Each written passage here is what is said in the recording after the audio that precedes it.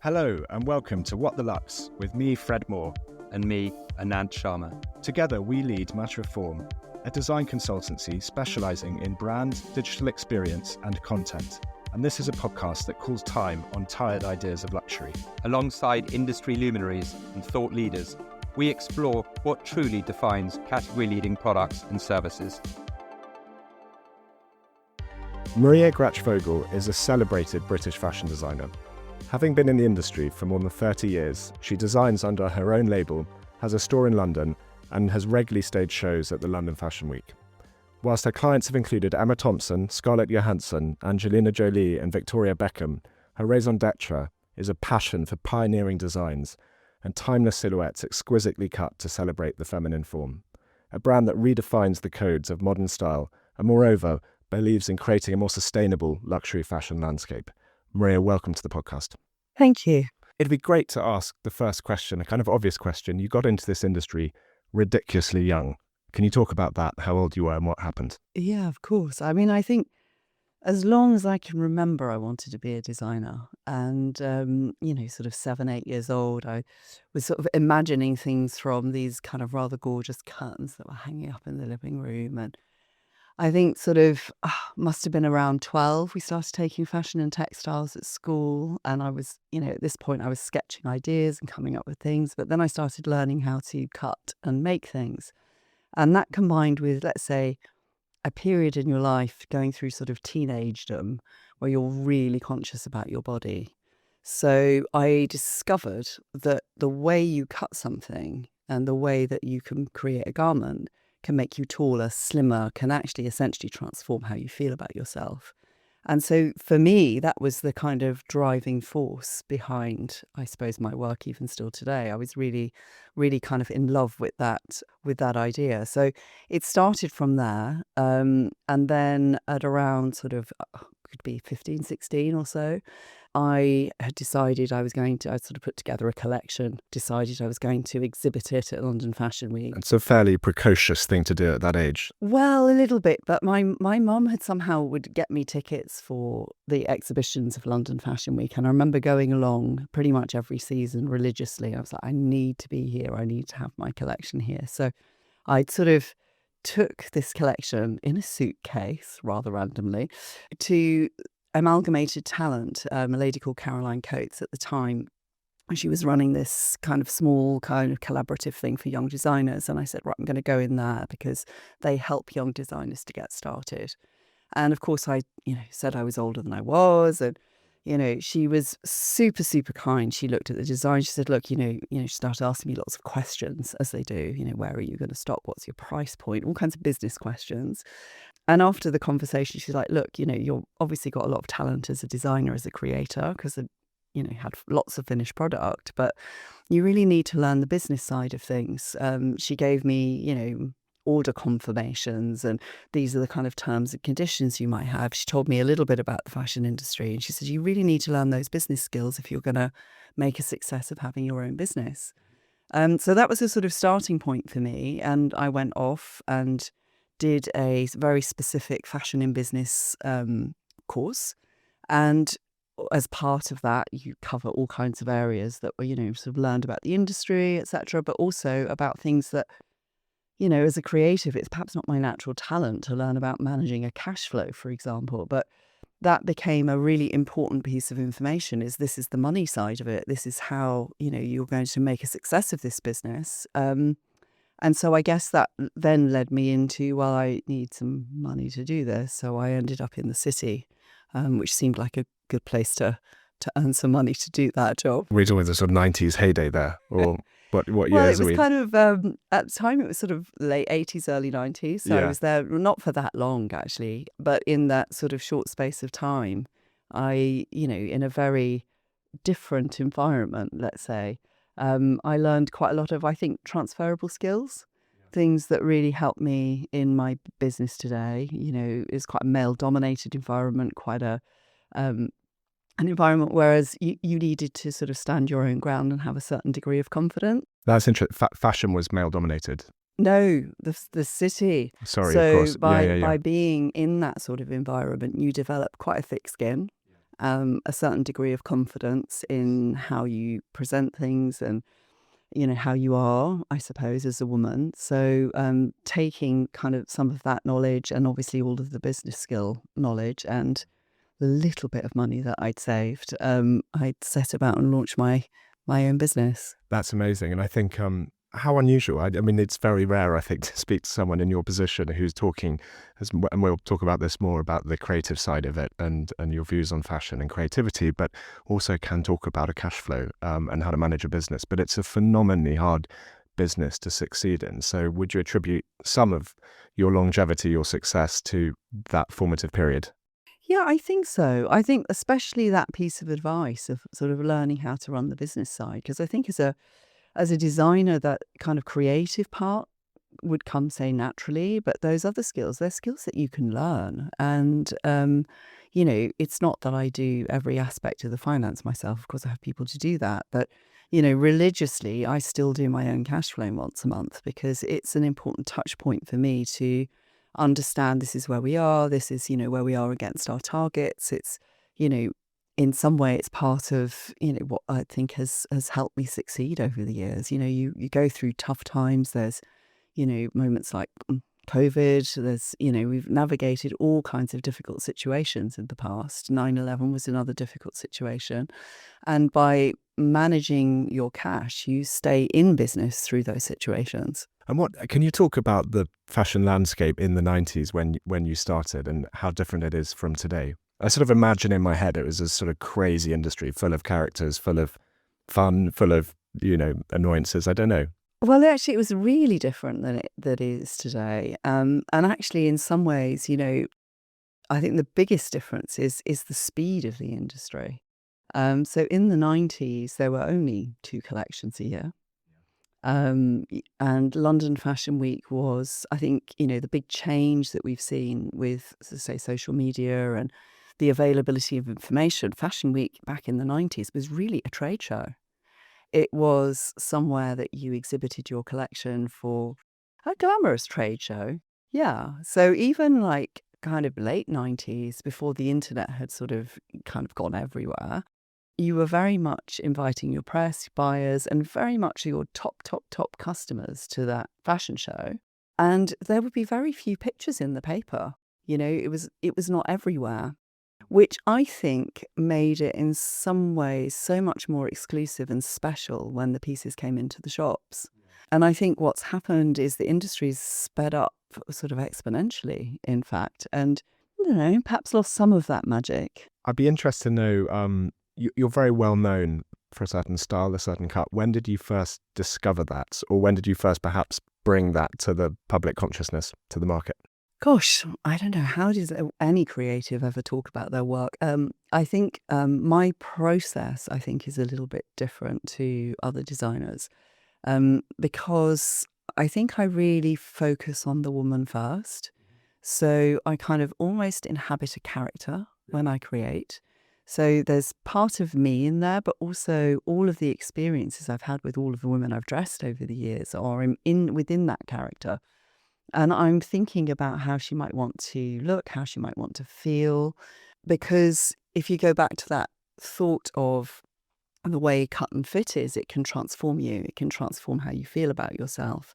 So when you put something on of my collection, I want you to feel taller, slimmer, more gorgeous about yourself when you feel in some way empowered. And it's about that kind of confidence giving thing. But no 2 women are the same. So that's that whole process of trying it on lots of different body shapes and feeling the kind of character within. So I know that's kind of a little bit of a roundabout answer, but I think it creates a really different product because it's so focused on the way something's cut. Yeah. That our cut is essentially completely unique. And have you kept with that all the way through?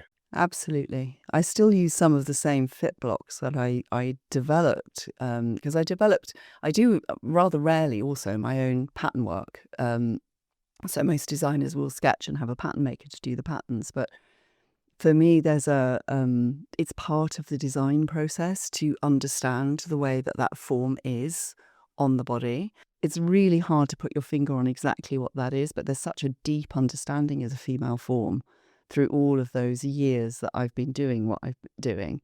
And that handwriting, because been my own patterns all the way through, it's like a piece of art. You can't escape it. Yeah, it's written within the code of the clothes. So I'm not employing somebody else to do that job. It is part of who I am. I'm always interested in the creative process for people like yourself, because I mean, songwriters or writers, there's some who have to force themselves to write. There are some who just can't help it. Which one are you? Oh gosh, it's definitely I can't help it. And I think the way I work is a very fluid way. So I'm often inspired by a piece of fabric, a color. Sometimes I have ideas about the way I might cut something, because there's a lot in that kind of cut and fit thing. And I think, oh, I wonder if I did that, what that would do to the body, how that would make me feel. So there's often little bits of experimentation that I want to do. And that's the starting point. And then I'll, I often sketch ideas, but when I come to create a collection, I'll look through those sketches and almost like edit and work on the things that really matter. And that process has got refined over the years. So we sort of, I kind of go, no, it's definitely that I start with. And from that, I play on my body. So we create toiles, which are like mock-ups of the garment.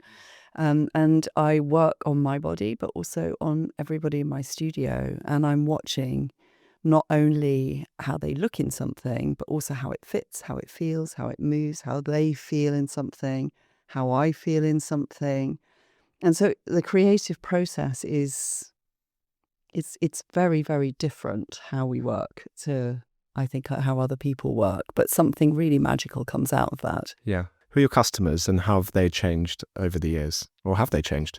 Gosh, well, actually, we have such loyalty from our clients, which is phenomenal. And I think that is also one of the things that continues to drive me and continues to make me do what I do, because I get so many wonderful comments from women saying, I have more compliments when I'm wearing your pieces than I do in anything else. And that's just so incredibly flattering. It's, and it does mean that we keep our clients for the long term. And we now have the daughters that are shopping with us. So let's just say it's an organic process. It's not necessarily defined by a particular age group, actually, because we dress women from all ages, but it's defined by a bit of an attitude to the way that they want to dress, because they're finding pieces that they're considering in their wardrobe for, let's say, a long-term purchase. They know they're going to wear it on repeat. They know that it's a purchase that's going to last them for a very long time. It's not a throwaway purchase. And quite often it's an investment for people. We even have clients that save up or pay in installments to own a piece. And all of those things means such a lot to me, because it means that the clothes are doing what I intend them to do. Ever worried about being cool? I think perhaps when I was younger, but I think that's the thing that changes with age for sure. Is, for the longest time, I think you try and fit into the fashion industry, and at a certain point in time I was like, actually what I do is so very different. I'm just going to be who I am. Yes. And is it your British brand, obviously? Are you a proudly British brand? Is that a big part of the DNA of what you do? Yeah, absolutely. Everything is made in London, actually. So we kind of cut and make everything in our atelier in Jermyn Street. So everything is kind of produced London-based. So we try and keep everything as local as possible. And is that a message that resonates outside of the UK? Yeah, I think so. And I think more and more on the kind of sustainability front also. I think people are becoming more conscious about where things are made and people being paid fairly. So we have a kind of slightly different way of working that has evolved. So we're really into the idea of we produce only what we need. So we have something we call a circular stock, which is an ever-changing stock in our boutique. So people can come in, and if we have your size or color, then obviously you can buy that and we'll replace it. Maybe with the same thing, maybe with something different. And then we also, we're kind of, I suppose, if we don't have the color or size, we'll make it for you. We'll make it to order. And So there's no waste, there's no sort of excess stock. we have no waste. We have no, well, obviously very There's little some waste, but waste yeah. and no excess stock. So it's a constantly, dynamic and exciting way of running a fashion business, actually. Well, I said let's talk about that because you can sort of categorize an industry like fashion, and there's good actors and bad actors. There's clearly massive irresponsibility, and there's responsible people. Let's just talk about the industry as a whole to begin with. What are your bugbears? What are the things that trouble you about the industry? And I suppose some are obvious, but Yeah, I think it's mainly the speed of things, and I think there's been over the last, gosh, how many years, sort of focus on speed, newness, really kind of churning product and creating product that's cheaper. But the sort of net result of that is actually you've got a poorer quality product on the market. So that sort of focus on creating a volume and creating something at the right price that's going to drive sales has a knock-on impact because a lot of that product is not well made. It's going to fall apart really quickly. It's not going to last. And, there's a carbon impact to everything that's made. So, my view is make it well, make it really beautiful, make it last. And actually then the investment in that carbon that you have used to create that product, whatever it might be, at least it has a real purpose and it's going to be loved, treasured, worn, repaired, etc. over a period of years, not sort of thrown away and disposed of and then a new one bought. I think that's the whole kind of concept, that consumption piece that really has started to bother me over the years. was that organic? Was that a sort of sudden decision when you had an aha moment that about how you're going to do this, or was it a sort of evolved through your beliefs? I think it sort of it was always there in my beliefs of this is what I do, this is how I am as a brand and as a designer. I wanted to create product that women loved and treasured. But I think what I started to see as the business started to grow and inevitably expand is I started to see that we were being pressured to do more, to make more collections, to have 4 collections a year, to create more, essentially. And I started on that path, but very quickly changed direction because I felt it wasn't aligned with who I was. I felt that it was too much pressure on myself as a designer because creativity needs space. 4 times a year versus 2 times a year, it requires you to speed up. And actually, there's something in the slowness that actually creates a better product. So there was that aspect of things that wasn't sitting well with me. There was also the fact that, well, actually, it's supposed to increase sales. And yes, it might increase turnover, but it wasn't increasing profitability because a lot of that product, because it was on the shop floor for a much shorter time before it had to go on sale, it ended up being discounted and eroding your margins, essentially. So I was like, well, why am I doing this if the product that is ending up being discounted ends up with people that maybe don't value it in quite the same way because they've bought it at a cheaper price and they treat it as a more sort of disposable piece of fashion. It felt so out of alignment with what I did as a core brand that I just thought, well, let's try to do it the old-fashioned way, I suppose, and do something different. Yeah. And how's that at the moment? That's presumably working very, very well for you as a brand, as a business. Yeah, really well. I mean, I think it was kind of interesting because you take that decision some time ago, and of course, it's not an easy path to do that when you say, "Well, I'm not going to be in any department stores anymore." You're essentially sacrificing volume and, I suppose, revenue.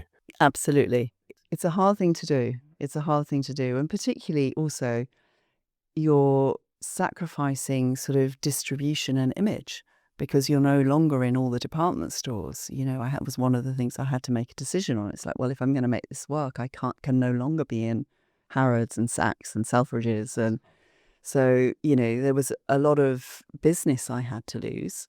And at the same time, continue and stay in business, that cash flow piece again. So it was a bit of a, let's say, a journey to be able to do that. But I wanted to prove that it could be done. And I'd say post-COVID in particular, what we've really seen is coming out of that, people value things differently. And I think there's a real shift in consciousness now The consumer is becoming much more aware, becoming much more careful about how they're spending their money. There's a lot of confusion still too of what is sustainable and what is not sustainable. There's a lot of, misinformation, and people don't really know how to spend their money. But I think one of the things that we've seen is, and it actually started just during COVID, or just sort of coming out of it, is we started seeing women coming back that hadn't shopped with us for years. Well, they all said the same thing. It's like, oh yeah, so I cleared out my closet during COVID and I realised that these are the pieces I'm wearing. And, so I thought I'd come back and invest in a new dress or a new jumpsuit or some more of those trousers that I love, So I think people are really developing that consciousness now for, these are pieces that make me feel good. And so that's what I'm going to invest my money in. People are shopping less but better. Yes. I did one, I was at my parents' house the other day, and my mother went into her quite funky wardrobe and bought out a whole load of her clothes from the 60s and 70s and 80s, and she put them on a bed. And my nieces, their eyes lit up. They were really excited by it, and they were desperate to grab some of it, not all of it. So I think that's a change from 20 years ago. I don't think that would have been the case. I'm quite impressed by this younger generation. Yeah, no, you're probably right. I think, the thing is, we've seen a great freedom. If you remember back to, say, the 60s or the 70s, if you look at people and photographs from that time, you can really date it. Yes. But if you look at, say, the last 20 years, I'd say it would be really hard to do that, because we've really moved into a time where fashion is so much more about people's individuality and personal style, and much less about following fashion per se. Fashion, we've got the permission to be able to be who we are through our expression, through what we wear.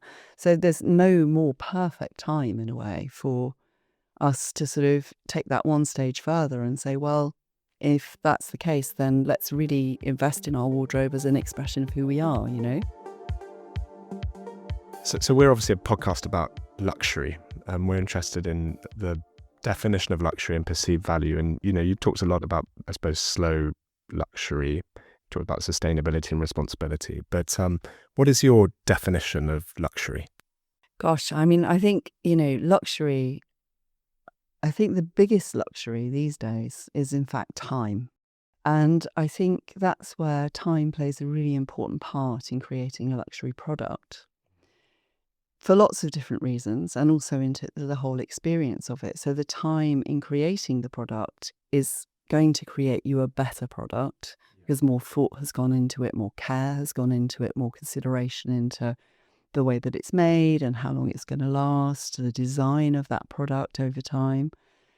But there's also the fact of, if you have a really great product that's been really well thought through, so for example, with clothing, that you're going to go back to time and time again in your wardrobe and wear it. That's time saving, actually. You don't have to think about what you're going to wear. You've got those pieces, they're your armor. The luxury of great service, somebody to help you with that wardrobe, to be able to, they're not just trying to sell you something necessarily, but just trying to really find the pieces that are aligned with you, that are going to be those go-to pieces. That's also time saving. So for me, luxury is encapsulated within all of that thought process. And really it's really about time. Would you say that your collection or your pieces are accessible or expensive? Would you ever use any words like that? Or we are, I think, a very fair price for what we do, considering what goes into the product. Yes, it's expensive. It is a luxury product. But I know from every single woman that wears my product that the cost per wear is probably less expensive than if you bought it on the high street. And that's the point. And that is a bit the point, yeah. There's nothing more expensive than a Primark cost to wear. Wear it once. I think so. Wear it once, throw it away. £20 is terrible, isn't it? Yeah. Also, just interested in how over the years technology's impacted your business. Has it changed for you? Is it still very much the same way you did it back in the early days, or have you adapted at all because of technology? Well, actually, it's a good question. I think I mentioned already, I cut my own patterns. And in order to continue to do that, so sort of late 90s, I did have a pattern cutter for a period of time. And I realised at that point it was just so much part of my creative process. And so I invested in a CAD system essentially to be able to continue to do that, because I knew it would be time saving over the long run. So I was quite an early adopter of digital technology for design and pattern making. So we were doing that since, I think it was 2001 maybe, or thereabouts, where I started creating everything digitally. So now, of course, I have an incredible digital archive of every single thing that I've created since that period and everything that got digitized in at the time. But it's also allowed me to develop new ways of doing things. So the artwork print that I do, for example, so when I'm creating the patterns digitally, I found that sort of expanded my creativity. So it was always about cut, fit, lines, and suddenly seeing something on a small screen. Because you see it in a different way than you were before. Well, you're not looking at this giant piece of cardboard on a table. You're looking at a mini version on a screen that allows you to think. I've always had a sort of quite good 2D to 3D mind. So it enabled me to see the patterns 3D much more easily somehow. And so it sort of expanded my creativity, and my kind of cutting and draping techniques really developed from there. So I have a really unusual way of working. I don't make patterns manually ever. I do everything on the computer. And I'm able to do that from fabric draping on my body and taking some measurements and just putting it onto the screen. And I also do that also into my print. I have a very unusual way of painting prints. So we don't do it as fabric. We treat it as garments. So taking that kind of cut and fit thing one stage further, using the art of the print and the painting to sculpt the body, putting the shading and the colour in all the right places to create almost like an illusion on the body. And in order to do that, I paint into the digital pattern on the computer. And that's a sort of process that I guess I developed to be able to do that, which is really, it's beautiful. It's very incredibly time consuming. Right. And but it's incredibly beautiful. It's like 3D art on the body. Yeah, that's interesting. So it's technology not necessarily as a time saver, but as a sort of creative addition. Absolutely. And just sort of being able to continue doing it. There are time saving elements to it. So, it's what is time saving about it. And also, of course, environmentally saving is you don't have all this paper everywhere. I have all my archive. I can access old patterns from 20 years ago at, the touch of a button, essentially, and bring that through, take measurements from it, get fit proportions from it. If I know, if I'm creating something new, but I want to see, how is it going to fit? I don't necessarily have to make a garment in order to do that. I can bring old garments in and look one against the other and just imagine. So it gives me it really kind of cuts down a lot of the development time, a lot of the wastage that happens in that development process. It's time saving and and really sort of helpful on that waste side of things in those sort of ways. But it also, I've used it to expand my creativity also. I think it's really, I'm always inspired by how you can do things differently. Yeah. Interesting. I heard something the other day about, I think it's David Putnam, the film producer, and he had a string of brilliant films in the 80s, like The Killing Fields or The Mission. And he did a film, I think it was Memphis Belle, and he said, I was sort of producing the film and I couldn't hear the soundtrack to the film. He could always place the music to the film, and it was a key part of how he put it together. And he said, I had to stop after that. It was the end. Do you think you'll ever reach that point where your creative bank is empty, where you think, I've had enough, I'll stop, I've done it? Oh, I don't know. Maybe. Do you worry about that? Don't think about it at all. Never. No, I don't think about it at all. I just, I suppose I've never been short of ideas. Yeah. And I think because I'm so connected to our clients, I'm constantly, I don't know, being fed by these wonderful comments that we get and these sort of exciting new things in a way. It keeps you as fresh as ever and as excited as ever. Yeah. And I also think there's there are other things now that excite me too. I mean, it was quite exciting to be able to say, right, I'm going to see if I can develop a whole different way of running a fashion business. And, that's quite exciting to be able to then be able to talk about it and help other people to achieve that. I started to do a little bit of that also. And just, I don't know, think about new ways to help people to do things differently, I guess. It's all part of creativity.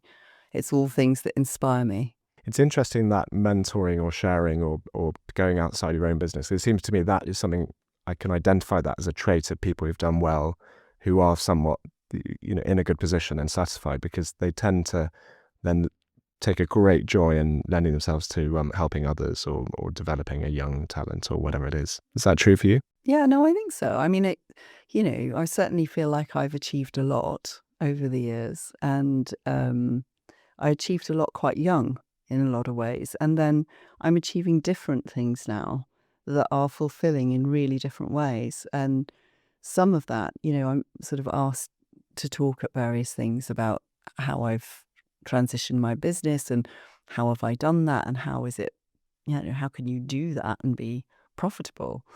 And I think, passing those lessons on, I think from a business to business perspective is wonderful, but I also get an enormous joy from the customer side, from the education side. I mean, we've had students that come and work with us for a work placement that, they start off having packages turn up every week of their shopping. And by the end of it, they've really rethought the way that they consume because they're sort of introduced to a different way of thinking about fashion and expression. And, I know one of the students that I had working with me, she went off and wrote a whole kind of dissertation on it for her sort of final project. And she set herself a budget and she said, right, this is my annual budget. This is what I normally spend.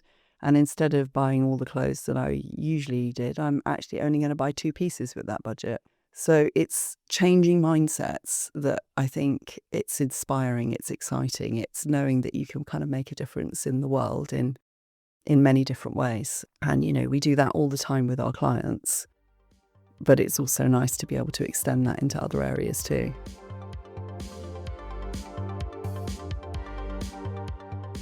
Yeah, we talked about this at the beginning. It's a hard industry. Would you recommend to a young person to go into it? I think if you're going to go into it, you have to have a huge amount of passion for it. But as is anything that you do, and I think most especially in the creative industries, I do wonder how that's going to change. And I hope that it will change for the better because, I would say it's one of the things that I think about a lot. I have a 15-year-old son who's also quite creative, but in some ways creativity isn't valued in the same way as certain other skills are in, let's say, the academic environment.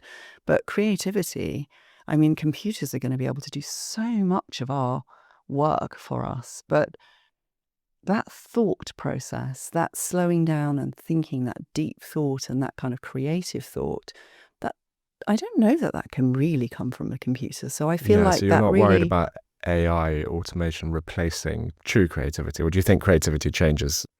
I think, what's interesting about AI, and I mean, it's fantastic. I think we can see it as a tool to actually allow us to free our time more for creativity, as opposed to replacing creativity. Because I think the danger is if we allow it to replace creativity, it's just going to churn around the same things because it's taking information that exists already.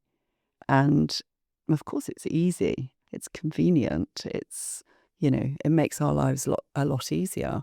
But it's a little bit like if you don't use it, you lose it, right? It's, all of these parts of our mind that we're no longer using fall away.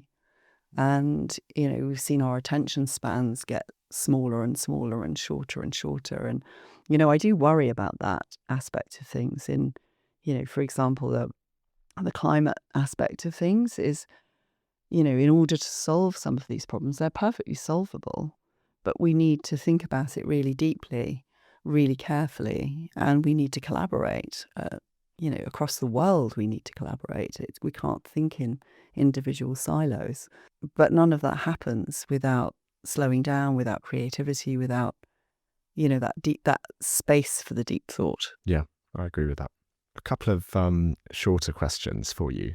I'd love to know, you surely shouldn't have favourites, but do you have a favourite client or customer you've sold to?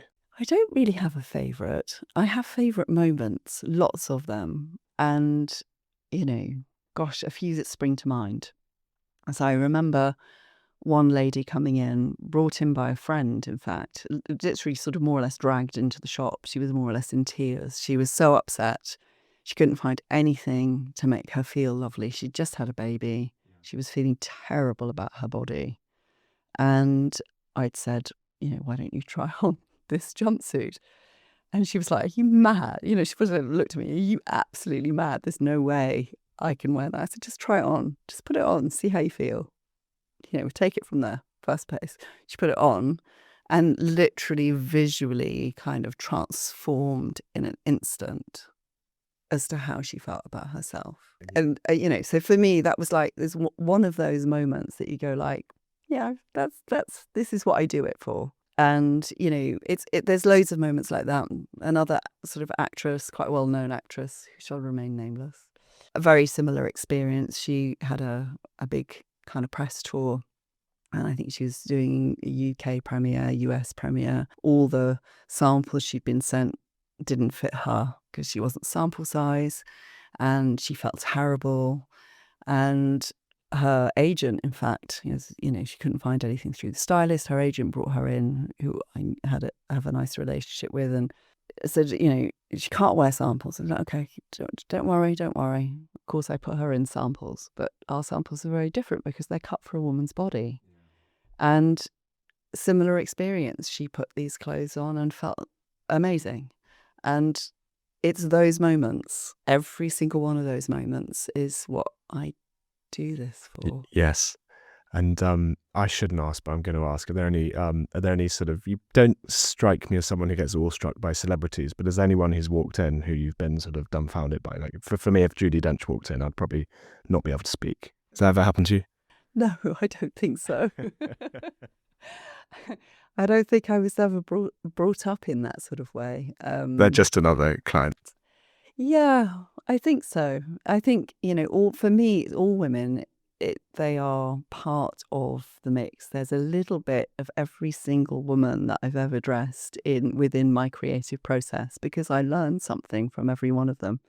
And, yeah, they're all wonderful. I love it. Is legacy important to you?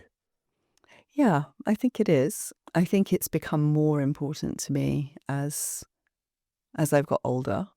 And I think it's become a little bit of a kind of, I suppose, a mission for me to kind of empower women through their clothes. I think, that's something that I feel, I don't know, quite connected to as a bit of a purpose, that it's actually, I've seen so many women achieve so much more confidence and empowerment and joy from their wardrobes. And I think it would be really, it's part of something I want to kind of give to the world in a way. Maria, thank you. So we always ask our guests the same 4 questions on the way out. I don't know if you've had forewarning of these, but the first one to ask is, I think you have answered this, but we'll ask it again. What would you change about your industry if you could? The speed of it. It's the really. speed, yeah. So I would kind of slow it down again and bring it back to the craft, the beauty, the art of fashion, essentially.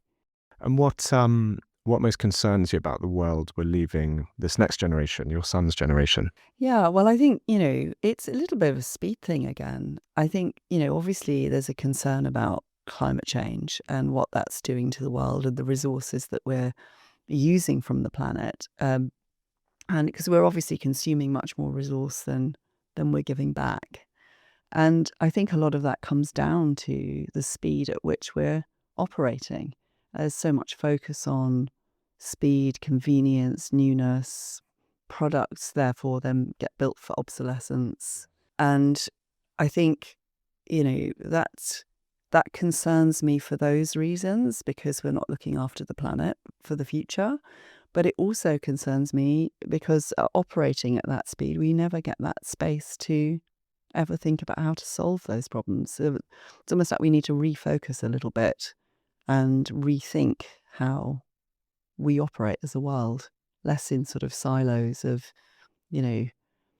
individual businesses growing to enormous sizes and producing more and focusing on consumption, but more thinking about how we could work as a collective and much more kind of collaboratively in that space. I agree with that. I love this question. If you had to give up your job tomorrow, not allowed to do this job, what would you do? That's such a hard one. I think I would have a very well-earned rest, first and foremost. You'd sleep, go on holiday. And then probably think about how I could utilize my skills and talents to help in some way and bring that to a different space. Yes. Okay. So sort of teaching or inspiring people. How I could take what I have and what I have, innately within me and what I've built over the years, because you can say you have a talent for design, but it's all of those years of perfecting that skill over and over and over. That's something that's really, in some ways, there's something in that wisdom that you could definitely pass on. Yeah. And in these tricky times, we like to leave it on a high. And so what for you is the most exciting thing on a 5-year time horizon? Well, I think for me, obviously, continuing to have all of these wonderful experiences with women. I absolutely love every moment of that and continue to love that and want to have more of that in my life.